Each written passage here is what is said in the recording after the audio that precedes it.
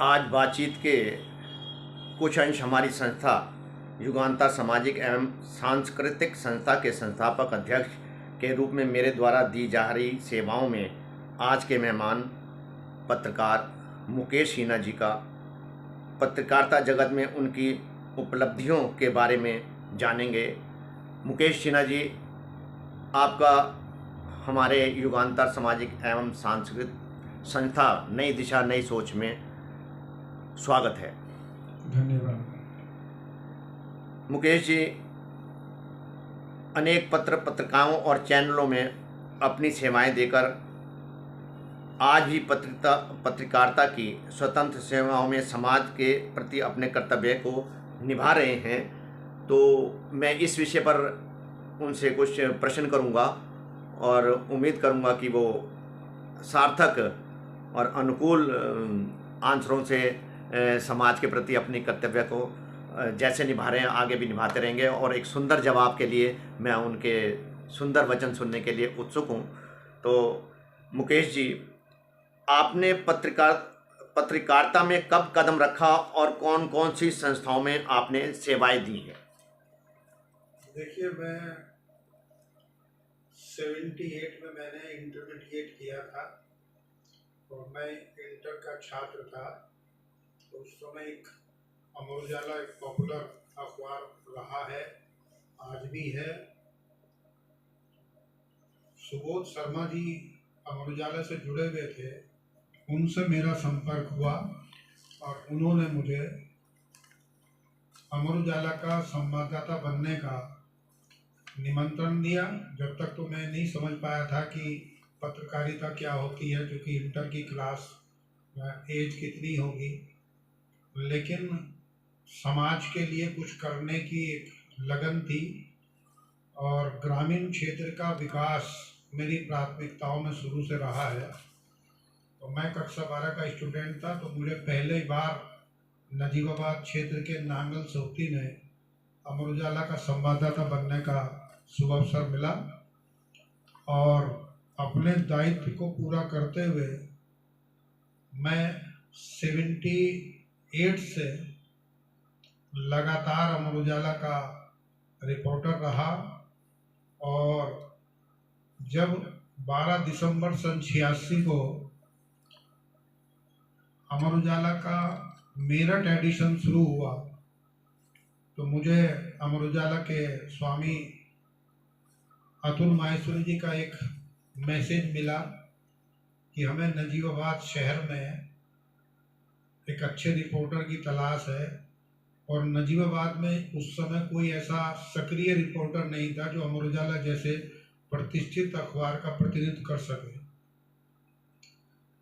उन्होंने मुझे निमंत्रण दिया और मैं 1 जनवरी सन 87 को अमर उजाला के माध्यम से इस शहर की सेवा करने का मुझे अवसर मिला और मैंने समर्पित लगन से, परिश्रम से और निर्भीक और निष्पक्ष पत्रकारिता करने का समर्पित प्रयास किया।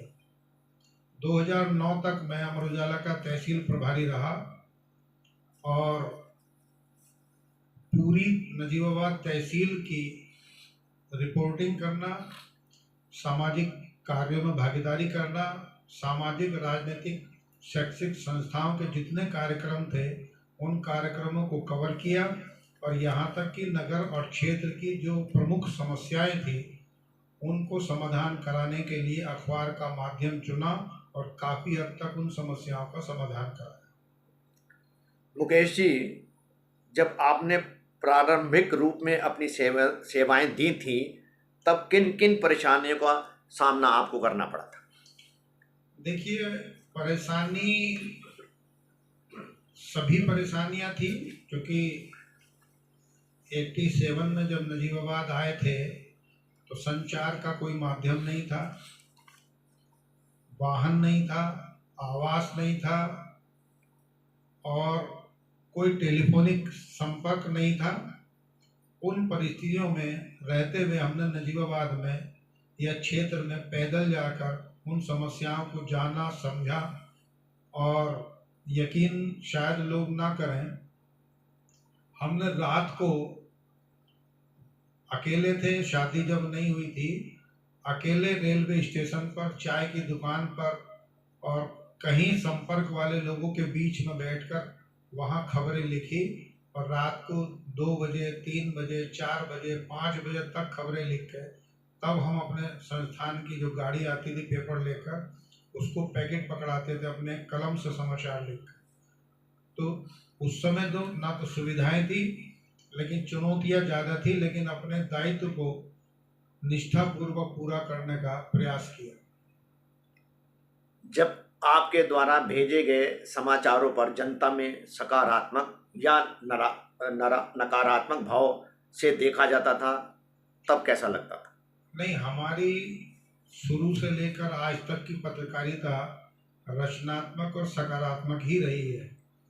कोशिश हमारी यही रही है कि हम अपनी कलम से कोई ऐसा शब्द ना लिखें, कोई ऐसा समाचार ना लिखें, कोई ऐसा लेख ना लिखें जिससे किसी की भावनाएं आहत हों और समाज और राष्ट्र का हित हो। समाज में हर तरह की खबरें हमें लिखने का मौका मिला, चुनौतियां भी मिली और धमकियां भी मिली, लेकिन हम हमेशा निर्भीक होकर और पूरी जिम्मेदारी के साथ समाचारों का लेखन करते रहे और आज भी हम उसी लक्ष्य को लेकर आगे बढ़ रहे हैं। जनता के विचार हमेशा पत्रकारों के विपरीत होते हैं, आप क्या कहना चाहेंगे, क्या से सोचते हैं? नहीं, ऐसा नहीं है कि विपरीत होते हैं। हर व्यक्ति की अपनी एक छवि होती है, कार्य प्रणाली होती है। आदमी समाज में रहता है, वो अपने आप को कैसे समाज में प्रस्तुत करता है, कैसा लेखन करता है, कैसा व्यवहार करता है और कैसे वो अपनी जिम्मेदारियों का निर्वाह करता है। आज भी समाज में ईमानदार लोग भी हैं, कर्तव्यनिष्ठ लोग भी हैं, परिश्रमी भी हैं, समर्पित लोग भी हैं। ऐसे ही समाज में भी हैं, समाज में भी हर तरह के लोग हैं। अगर आप अच्छा कार्य करेंगे तो निश्चित रूप से उसका परिणाम भी सार्थक होगा और समाज उसको सराहेगा भी और सराखों पर भी बैठाएगा। अलग अलग संस्थाओं में काम करने से आपको पत्रकारिता में क्या क्या सीखने को मिला? देखिए, ये पत्रकारिता का क्षेत्र बहुत विस्तृत क्षेत्र है। इसमें जितना अध्ययन होगा उतनी जानकारियां बढ़ेंगी और पढ़ने लिखने की कोई उम्र नहीं होती। मैं पत्रकारिता अमर उजाला जैसे अखबार से, दैनिक बिजनौर टाइम्स से, दैनिक उत्तर भारत टाइम्स से प्रारंभ की मैंने और अच्छे संस्थानों में रहकर अच्छे लेखन किया, लेकिन जहाँ भी रहे हैं उसको पूरी निष्ठा के साथ और जिम्मेदारी के साथ पूरा किया। पत्रकार होने के बाद एक मुझ में एक लगन थी, एक सीख लेने की। तो मैं पत्रकारिता में एक डिग्री करना चाहता था।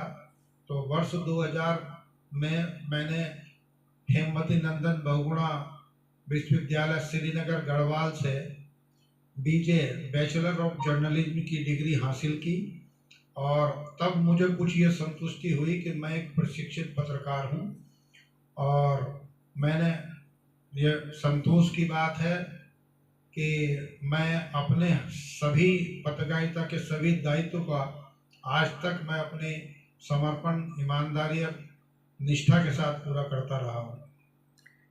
क्या कभी विपरीत दिशा में समाचारों के लिए ऑफर आया? नहीं, ऑफर तो समाज में हर तरह का वर्ग रहता है। कई लोग अपने पक्ष में समाचार छपवाना चाहते हैं, कई ऐसे भी होते हैं कि उनकी खबरें ना छपें, सार्वजनिक ना हो, ऐसा भी होता है। लेकिन ये कि हमने अपने अखबार की पॉलिसियों के तहत, जो अखबार की नीतियां हैं उनके तहत हमने काम किया और कभी भी हमने खबरों को छिपाने का, ना छापने का कभी प्रयास नहीं किया। एक बार की एक घटना मैं आपको बताऊं कि नांगल थाने में एक पुंडरी कला गांव है, वहाँ की एक घटना थी कि वहाँ विवाह समारोह में पुलिस ने कुछ परिवार के लोगों से बदतमीजी की थी और शादी का माहौल जो है वहाँ मारपीट में बदल गया था। गांव के लोगों ने एक दरोगा और 4 सिपाहियों को वहाँ बंधक बना लिया था।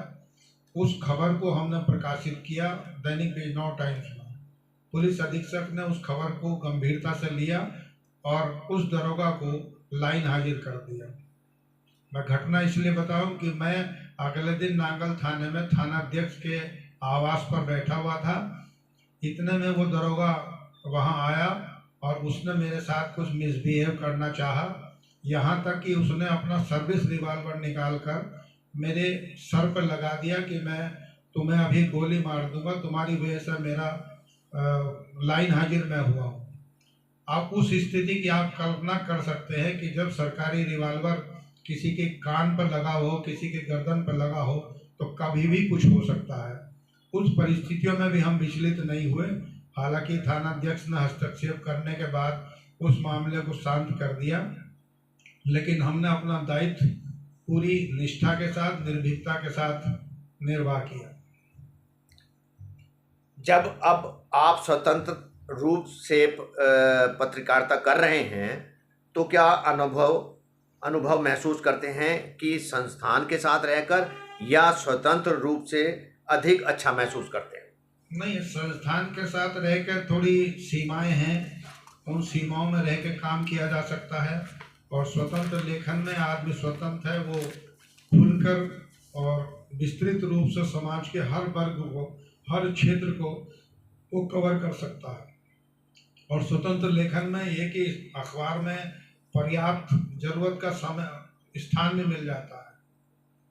और हमारा अब प्रयास ये हैगा कि जो हमारे समाज की जो ऐसी प्रतिभाएं हैं, विलक्षण प्रतिभाएं हैं, जो अब तक खोए हुए हैं, जिनका कोई परिचय नहीं है, मेरा प्रयास ये है कि हम पुराने इतिहास को तलाशें, उसे खोजें और जो वास्तविक इतिहास है उसको जनता के सामने लाएं। या ऐसी जो शख्सियत हैं जिन्होंने समाज का और राष्ट्र के नाम बहुत बड़ा योगदान दिया है, उनकी शैक्षिक योग्यता है, उनकी समाज सेवाएं हैं, उनको कम से कम हम सार्वजनिक कर सकें ताकि आने वाली पीढ़ी उन लोगों से परिचित हो सके।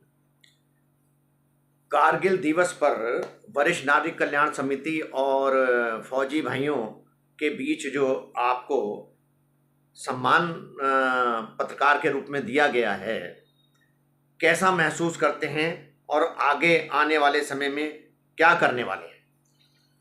देखिए, कारगिल विजय दिवस पर एक बहुत अच्छा आयोजन वरिष्ठ नागरिक समिति और पूर्व सैनिक समिति ने जो आयोजन किया, निश्चित रूप से वो सराहनीय है। और उसमें प्रोग्राम में जहां कारगिल विजय के बारे में विस्तार से बताकर आम आदमी को जागरूक किया गया, राष्ट्र के प्रति प्रेम का जो समर्पण किया गया, उनके जो विचार सैनिकों के थे, देशभक्ति थी, वो सभी के सामने आई, तो प्रोग्राम बहुत अच्छा था।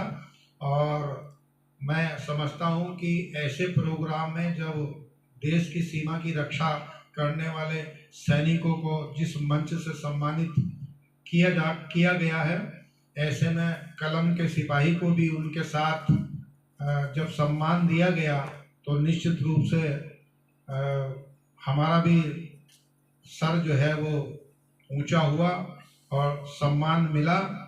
बहुत अच्छा लगा। और मैं समझता हूँ कि जो मेरी व्यक्तिगत सोच है कि जब कहीं समाज में कहीं किसी काम को सराहा जाता है, किसी के क्षेत्र को सराहा जाता है और कहीं सम्मान दिया जाता है, तो निश्चित रूप से एक जिम्मेदारी बढ़ जाती है कि हम उस सम्मान की रक्षा करें, या जिन अपेक्षाओं के साथ हमें सम्मानित किया, जिन लोगों ने सम्मानित किया, मैं विशेष रूप से अपने वरिष्ठ नागरिक कल्याण समिति के जो अध्यक्ष जितेंद्र सिंह कक्कड़ हैं और मदन टाक जी हैं, या जितने वरिष्ठ नागरिक हैं, मैं उनका दिल से आभार व्यक्त करता हूं कि उन्होंने मुझे इस काबिल समझा कि उन्होंने अपना आशीर्वाद भी दिया, अपना प्यार भी दिया, मार्गदर्शन भी दिया।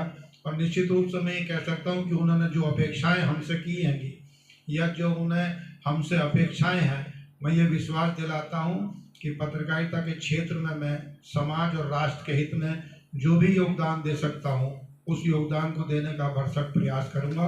अंत में मैं उस नजीबाबाद नगर या क्षेत्र के सभी नागरिकों का भी मैं आभार व्यक्त करता हूं कि उन्होंने पत्रकारिता की दृष्टि से मुझे जो सहयोग और अपनापन दिया और मार्गदर्शन किया, सहयोग किया कि मैं उसी शहर का नागरिक होकर रह गया। मैं फिर विश्वास दिलाता हूं कि मैं कभी नजीबाबाद या जनपद बिजनौर के नागरिकों को कभी निराश नहीं करूंगा। धन्यवाद। ये थे हमारे साथ मुकेश सिन्हा जी, नजीबाबाद पत्रकारिता के एक पुरोधा कह सकता हूँ, एक मजबूत स्तंभ, जिन्होंने अपने व्यक्तित्व और अपनी कलम से समाज को जीवन दिया है और हर उस पुराने से पुराने व्यक्तित्व को उभारने की कोशिश की है। आज वो हमारे संस्थान पर आए और युगांतर सामाजिक एवं सांस्कृतिक संस्था उनका बहुत बहुत धन्यवाद करती है और आशा करती है कि हमेशा आगे से भी अपने इसी प्रकार के इंटरव्यू हमें देते रहेंगे। आज उनकी धर्मपत्नी भी उनके साथ हैं। हम दोनों का बहुत अभिनंदन और सत्कार करते हैं। बहुत बहुत धन्यवाद उन श्रोताओं को। आप जब भी इस वीडियो को सुने तो आप ज़रूर अपने कमेंट्स देकर इस कार्यक्रम के विषय में अपनी सूचना दें कि यह कार्यक्रम आपको कैसा लगा। धन्यवाद।